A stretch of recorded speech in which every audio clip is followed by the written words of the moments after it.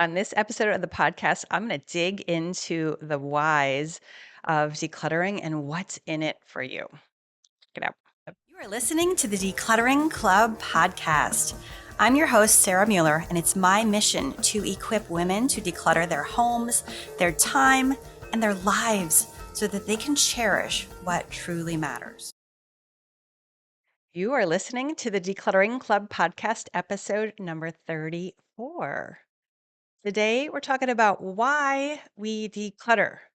Why? Now, if you have been in my world for a little while, if you have been around, and listened to some of my material, you know that I love to ask why. I love it. It is such a valuable question because we live so much of our life on autopilot. We just do things. We do things because we have been doing things the same way for 50 years. And I'm going to tell you that's not a great reason. It is not a great reason to save, all of the boxes because you've always saved all the boxes and because your mother saved all the good boxes and because her mother saved all the good boxes. That's not a good reason. A good reason is I'm going to save this box because I want to save this box on purpose and I have plans for this box. That is a good reason. Okay, so that's what we're going to talk about today in this episode. Why do we declutter? And specifically, why do I think that you should declutter? I have very specific reasons, and I'm going to tell them to you because this is my podcast and I get to pontificate here for a little while and hopefully you'll agree with me and then you'll get some value out of this. Okay, so why do we declutter? So the mission of the Decluttering Club is to equip you to declutter, to get rid of the excess, right? Clutter is excess by definition.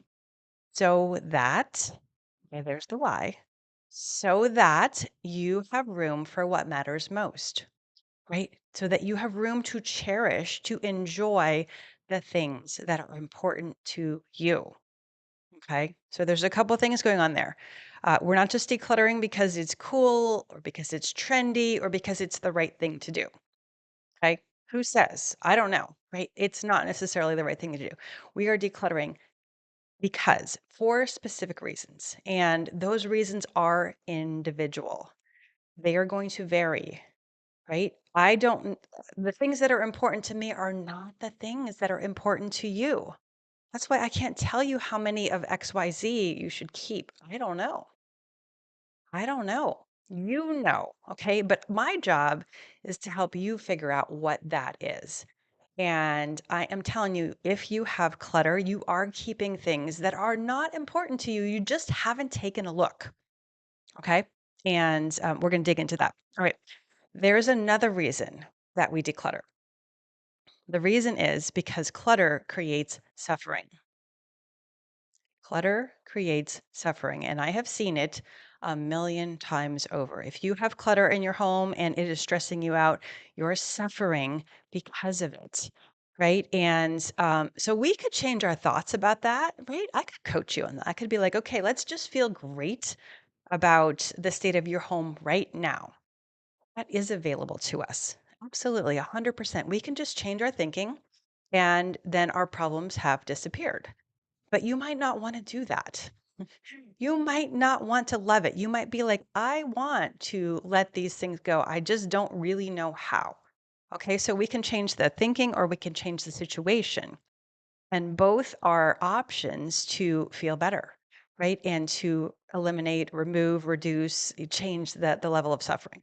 And so that's really why I am here. I'm here because I see suffering going on in the world, and it is suffering and I have answers and I want to help you fix it. And so that's what we do. And that's why we exist, okay, to eliminate the suffering.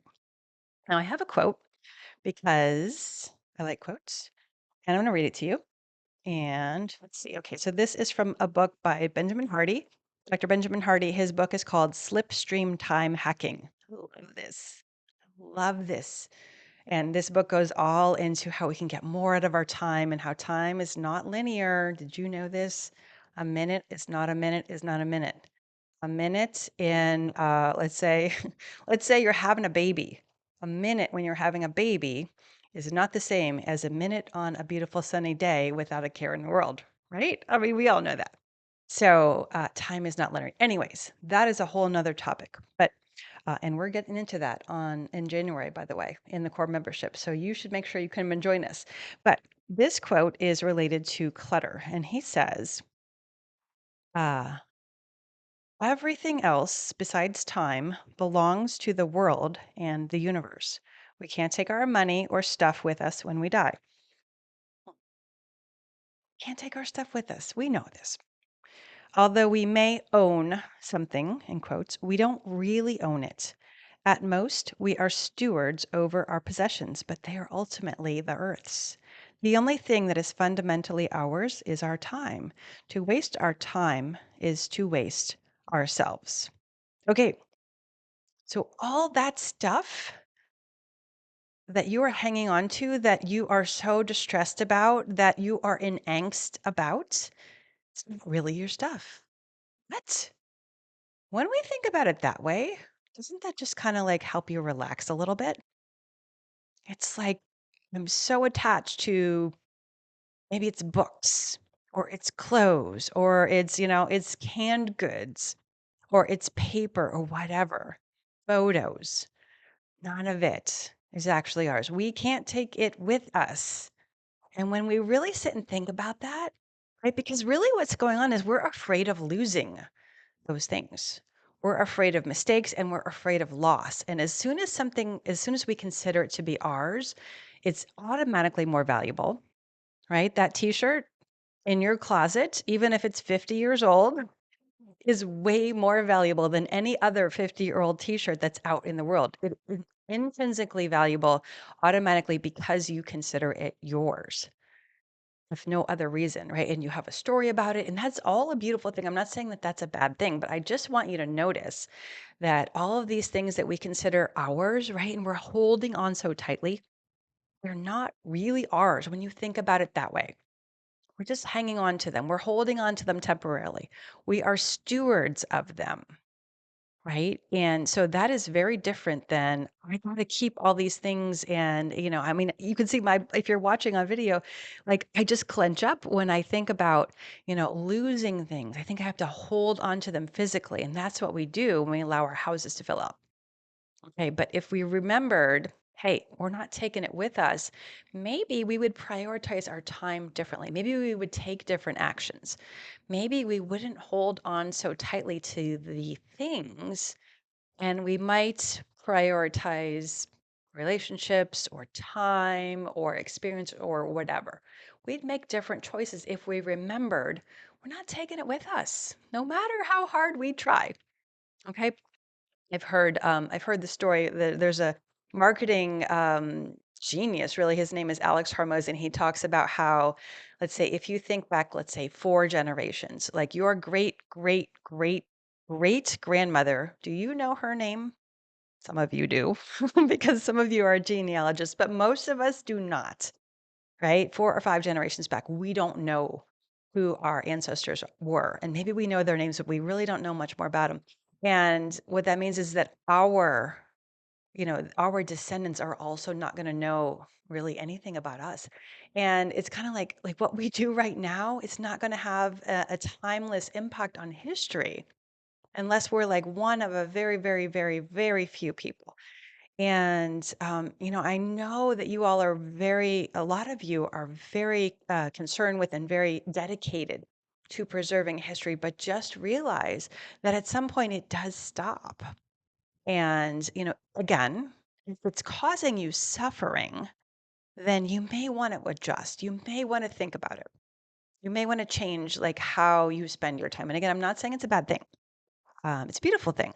But just realize and remember that like it's all temporary at some level. Okay. So now we talked about why. Okay. And I love to ask this question, like, why are you keeping that thing? Okay. Um, One thing I want to just touch base on here is the definition of clutter. Okay, so if you have things in your house that you love and that you are using or that you know that you want to keep, that is not clutter. I do not consider that clutter. So I can't just take a look at any one item or any one box or a pile of things, and I can't know if it's clutter or not. Only you know if it's clutter or if it's not clutter. Okay. So that gives you freedom, right? There's clutter is not objective. Clutter is very subjective. So if you have things in your house that you don't love or that you're not using or that are in the way or that you wish wasn't there, then that is clutter. And those are the things we want to focus on. Okay. And so when I ask people, why are you keeping this? Frequently, they will give me an answer and it will sound like this. Like someone commented today on my Facebook page and she was like, well, I have a home business and so I have all this inventory and I keep getting more inventory and I can't really get rid of it because I'm selling it. I'm going to sell it. So what do I do about that? And so my answer was, well, um, first of all, maybe it's not clutter. Maybe you are okay with the volume in your house. It sounded to me though that like she wasn't okay. And this is frequently the situation, right? That people allow or they accept things. Maybe it's people give them things or they buy things on sale. And now all of a sudden their house is overrun with items for their home business. And I think, well, that's just the way it is because how could I possibly say no to a good deal? Because I'm going to make some money off of it. Or how could I say no to something that someone is giving me because I could make some money off of it? And they think, well, that is just the end of the story. If I could make money off of it, well, then I have to keep it. And here's the deal. You don't have to keep anything, even if it does make you money. You don't have to. You can say no, you can let it go, or you can stop it from coming in the door to begin with. And so it's really important to know that. It's really important, again, to ask that question, why am I keeping it? And do I like that reason? And do I want to continue to keep it? Really, you could look at your house and the things in your house and you could say, every day that I keep these things, I am re choosing them over and over and over again. Right? If you could go and let's say take your wardrobe, and if you had to decide, am I going to buy each item all over again? Am I going to pay for it all over again? Um, you would probably have very different things in your wardrobe, wouldn't you? You would not buy that thing that doesn't fit. You wouldn't buy that thing that is kind of old and worn out, that doesn't look good on you, or that you just really don't love. You would not make those same decisions. And by keeping things, we are actually deciding all over again to allow those things in our lives. I want you to be aware of that. I want you to start making those decisions on purpose. Okay. Now that doesn't mean that it's easy. You might say, okay, yes, sounds good. I am on board. I am ready to let these things go, but it's really hard. It's really challenging, and lots of feelings come up when I consider letting go of, the business inventory or the wardrobe or the collectibles, right? Not attached, but it's still hard. Well, what do I do now? Well, that's what we deal with inside the membership. Come join the membership and we will walk you through that. Okay. But again, I just want to make you aware that clutter causes suffering. It is optional, that you don't have to keep the things that you are currently keeping. You're an adult.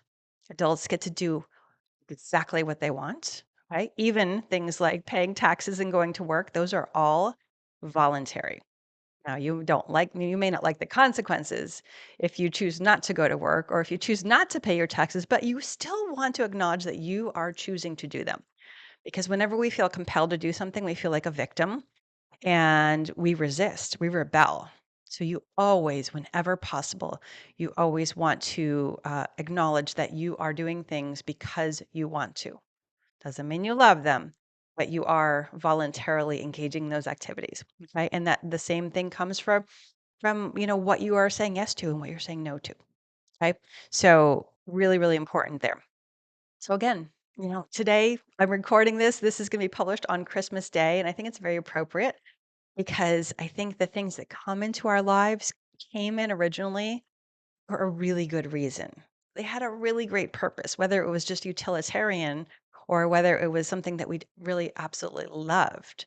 But over time, Things change, we change, our houses change, our situations change, and maybe the reasons are no longer the same. Like, how could they be? You are not the same person that you were a year ago, 10 years ago, 50 years ago, even yesterday. You're a different person. So your motivation for keeping things and for letting things go is going to be different.